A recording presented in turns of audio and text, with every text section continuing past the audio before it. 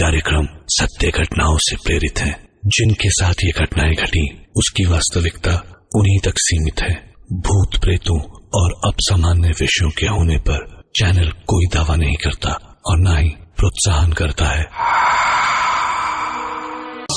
आज की कहानी की वेस्ट फ्लोरिडा की है, जहां मैं सुमंत रे को अपने साथ लेकर गया और वहां उन्होंने एंडी हॉल से मुलाकात की। एंडी हॉल की आंटी सारा बेल ने एक खौफ के साए में जिंदगी बिताई, पर क्या वो आज भी उस खौफ से बाहर निकल सकी हैं? शायद। Mr. Sumanto, please come in. Would you like to have a cup of coffee? I was making one for myself. Well, if you're making one, I don't mind. Thanks. I think I should start telling you right from the beginning. अब वो haunting doll की waste Florida के museum में है। And you know, कुछ लोग आज भी कहते हैं कि उन्होंने म्यूजियम में रखी उस डॉल को ब्लिंक करते हुए देखा है, बल्कि कुछ लोग तो उसको चलते हुए देखने का भी दावा करते हैं। एक्चुअली ये सब बहुत पहले शुरू हुआ था, बैक इन 1897। यहाँ की वेस्ट में एक ऑटो फैमिली रहती थी। उनका प्लांटेशन का बहुत बड़ा बिजनेस था और इसीलिए उनके यहाँ बहुत सारे मजदूर भी काम करते थे। लोग कहते हैं कि मिस्टर ऑटो उनके साथ बड़ी बेरहमी से पेश आते थे। नहीं साहब, मुझे मत मारो साहब, गलती हो गई साहब। ब्लडी स्काउंड्रल, $100 लुटा देने के बाद कहता है गलती हो गई। नहीं साहब। एक दिन जब कोई मजदूर मिस्टर ऑटो की बेरहम मार से चल बसा तो उसकी बेटी ने मिस्टर ऑटो से बदला लेने की ठान ली और इसके लिए उसने मिस्टर ऑटो के बेटे जीन को एक हैंडमेड डॉल गिफ्ट की। Wow, what a beautiful doll. Thank you so much. I'll call it Robert. Gene का पूरा नाम रॉबर्ट यूजीन ऑटो था, तो उसने डॉल को अपना ही नाम दे दिया। पर गलती जीन से नहीं, उसके डैड से हुई थी, जो ये नहीं जान सके थे कि मजदूर की वो लड़की वुडू जानती थी। एक दिन ऑटो फैमिली कहीं गई हुई थी और जब वो लोग वापस लौटे तो उनकी एक पड़ोसन भागती हुई उनके पास आई। मिस्टर ऑटो, पता है मैंने क्या देखा? जीन की डॉल वॉक कर रही थी अपने आप, एक विंडो से दूसरे विंडो तक। Something is wrong with that doll Mr Otto. Please throw that doll out of your house. No Mrs Young, no, आपको कुछ भ्रम हुआ है। भला डॉल अपने आप मूव कर सकती है क्या? आपको रात में ठीक से नींद तो आई है ना? मिस्टर ऑटो ने उस लेडी की बात तो हवा में उड़ा दी, लेकिन धीरे धीरे डॉल की हरकतें बढ़ने लगी। एक दिन उनका बेटा जीन भागा भागा उनके पास आया। Yes. No, we need to do this at any cost. Daddy. What? Robert is walking. Are you joking? No, Daddy. It's not a joke. अपने आप चल रहा है वो। Okay. मैं देखता हूँ। Come with me. देखो, कहाँ वॉक कर रही है? पड़ी है फर्श पे। डैडी, वो वॉक कर रही थी। मैंने अपने आंखों से देखा। Gene, stop making stories.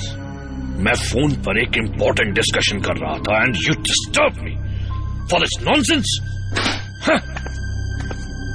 इसके बाद एक रात घर पर सब सो रहे थे सिवाय मिस्टर ऑटो के, जो कुछ काम कर रहे थे। अचानक उन्हें जैसे किसी बच्चे की खिलखिलाने की आवाज सुनाई दी। डिस्टर्ब होकर उन्होंने काम रोक दिया। ये अब जीन को क्या हो गया है? आधी रात को जगकर क्या कर रहा है? दिमाग खराब हो गया इस जीन का। पर जब वो जीन के कमरे में पहुंचे तो जीन तो सो रहा था। जीन, अरे ये तो सो रहा है, फिर वो आवाज किसकी थी? तभी उन्होंने रॉबर्ट को फर्श पर पड़े देखा। ये जीन भी सब कुछ यहाँ वहां फैला के रखता है, जैसे मैं उसका बाप नहीं उसका नौकर हूं। उन्होंने रॉबर्ट को उठाकर टेबल पर रख दिया पर उसे रखकर वो जैसे ही पलटे कि उन्हें कुछ आवाज सी सुनाई थी और उन्होंने देखा कि जिस डॉल को अभी उन्होंने टेबल पर लेटा के रखा था वो बैठी हुई उन्हें घूर रही थी। What? ये क्या? Am I dreaming? ये कैसे हो सकता है? I think I'm taking too much stress nowadays. इतना सब कुछ होने के बाद भी मिस्टर ऑटो सच्चाई का एहसास नहीं कर पाए और एक रात अचानक उन्होंने जीन की चीखें सुनी और उन्होंने चिल्ला के अपनी वाइफ को आवाज दी। जोशी, क्या हुआ है जीन को? I don't know, dear. Come, please come with me. Gene! और वो जब भाग के जीन के कमरे में पहुंचे तो उनकी वाइफ आंखें फाड़े जीन की ओर देख रही थी। जीन बेड पर पड़ा तड़प रहा था और उसके पास ही बेड पर रॉबर्ट अपने दोनों पैरों पर खड़ा था, जीन को घूरता हुआ। मुझे बचा लो डैडी, ये मुझे मार डालेगा। Please daddy, please. No no no, leave मी।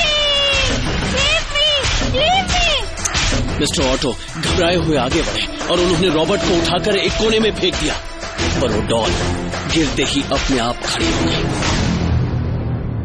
और फिर मिस्टर ऑटो ने उसकी आवाज सुनी।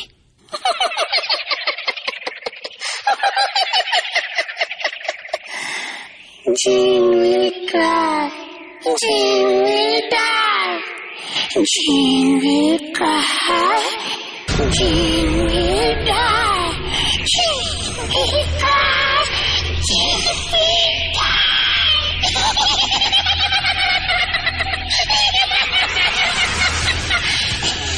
दहशत से कांपते हुए मिस्टर ऑटो ने रॉबर्ट को कमरे की ही दो छत्ती पर फेंक दिया और किसी तरह जीन को उठाया और वहां से भाग निकले। वो जान गए थे कि रॉबर्ट कोई डॉल नहीं, उनके बेटे की मौत की आहट है और अगली सुबह ही वो हमेशा के लिए उस इलाके को छोड़कर चले गए। रॉबर्ट सालों तक उसी दो छत्ती पर पड़ा रहा।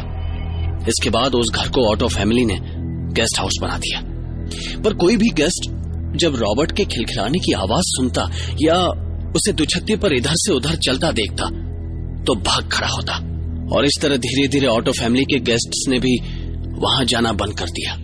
बरसों बाद 1972 में जीन ऑटो की डेथ के बाद वो प्रॉपर्टी मेरे ग्रैंडफादर मिस्टर एल्विन बेल ने खरीद ली, जिनकी वाइफ थी एमा बेल और बेटी सारा बेल।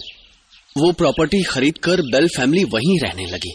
तब मेरी आंटी यानी सारा बेल बहुत छोटी थी, यही कोई 8-10 साल की। उन्हें भी जीन वाला ही कमरा मिला जिसके दुछत्ती पर वो डॉल यानी रॉबर्ट अभी भी पड़ा था। कुछ दिन सब कुछ शांत रहा। फिर एक दिन आंटी सारा की नजर रॉबर्ट पर पड़ी। वैसे भी उन्हें डॉल्स बहुत पसंद थी, तो रॉबर्ट उन्हें बहुत अच्छा लगा और उन्होंने अपने फादर एल्विन बेल से कहकर उसे नीचे उतरवा लिया। अब रॉबर्ट उनके डॉल कलेक्शन का एक हिस्सा था, जिसे उन्होंने दिन भर खेला और रात को अच्छे बच्चों की तरह संभाल के उसे दूसरी डॉल्स के साथ ग्लास क्लोजेट में बंद कर दिया। रॉबर्ट, अब से तुम मेरी बेस्ट फ्रेंड, ओके? प्रॉमिस? पर एक रात अचानक ग्लास क्लोजेट के डोर्स नॉक करने जैसी आवाज आई और आंटी सारा की नींद खुल गई। उन्होंने देखा कि ग्लास क्लोजेट के दरवाजे कांप रहे हैं। वो डर से बिस्तर पर बैठ गई। रॉबर्ट क्लोजेट के अंदर से ग्लास डोर्स को नॉक कर रहा था। ये आवाज कहां से आ रही है? जैसे वो धीरे धीरे डेस्परेट होता जा रहा था, उसके नॉक्स की आवाज तेज होती जा रही थी और कुछ ही देर में ग्लास टूटकर बिखर गया। डैडी! उनकी आवाज से उनकी मॉम और डैड भागे भागे अंदर आ गए। क्या हुआ सारा? क्या हुआ मेरे बच्ची? सारा, what happened, सारा? वो देखो। उन्होंने फर्श पर बिखरे हुए कांच के बीच खड़े हुए रॉबर्ट की ओर इशारा किया और जब मॉम और डैड ने उस ओर देखा तो बिखरे हुए कांच के टुकड़ों के बीच खड़े रॉबर्ट के चेहरे पर खरोंचों के निशान थे जिनसे खून बह रहा था। और तब तो उनकी आंखें फैल गई जब रॉबर्ट सिसकते हुए उनकी ओर बढ़ा।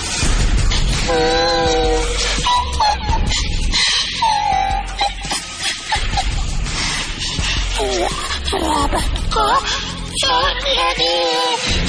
रॉबर्ट को हेल्प चाहिए।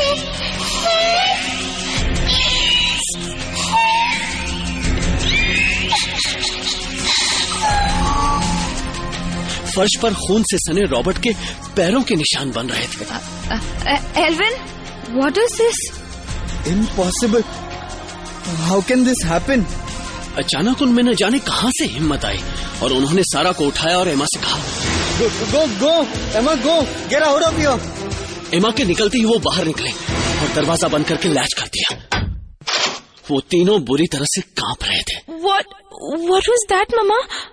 उसकी बॉडी से ब्लड कैसे निकल रहा था? सारा, बेटा, तुम आज के बाद उस रूम में कभी नहीं जाओगी। Nobody will get into that room. Am I clear? No, I'll never go there, Daddy. I'll never go. सबके मन में इतना खौफ भर गया था कि उसके बाद उस कमरे की ओर जाना तो दूर, किसी ने उस ओर देखा भी नहीं। लगभग 6 महीने बीत गए और धीरे धीरे उनके अंदर का खौफ भी कम होने लगा। पर एक दिन उनकी मेड ने अनजाने में ही वो कमरा खोल दिया और बस उसी मोमेंट से वो मुसीबत फिर से लौट आई।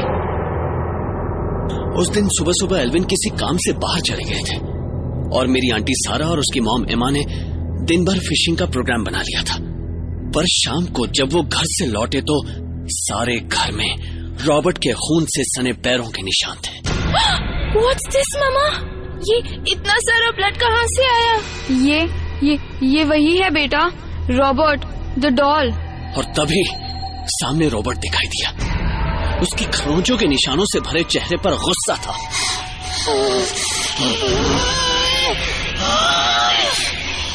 You little guy, you almost killed me. You locked me in that closet. You locked me. तुझे पता है मेरा दम घुट गया वहाँ। पता है कैसा लगता है दम घुटने से? पता है? I'm sorry, Robert.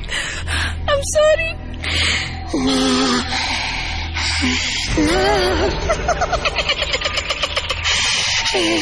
I want you to feel pain. मैं तुझे बताऊंगा दम घुटने पर कैसा लगता है।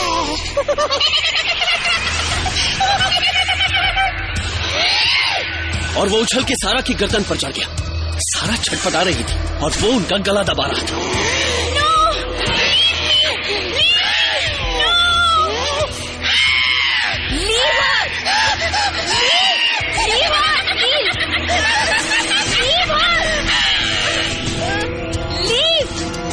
सारा फर्श पर गिर गई। उनकी मॉम भी रॉबर्ट से जूझ रही थी। तभी अचानक एल्विन लौट आए और ये नजारा देखकर वो भी रॉबर्ट पर टूट पड़े। Daddy, help me, Daddy. Help me, Daddy. उन्होंने रॉबर्ट को सारा के गले से नोचकर दूर उछाल फेंका। पर रॉबर्ट फिर से खड़ा हो गया। Now this little girl will remember me for life, for all her life.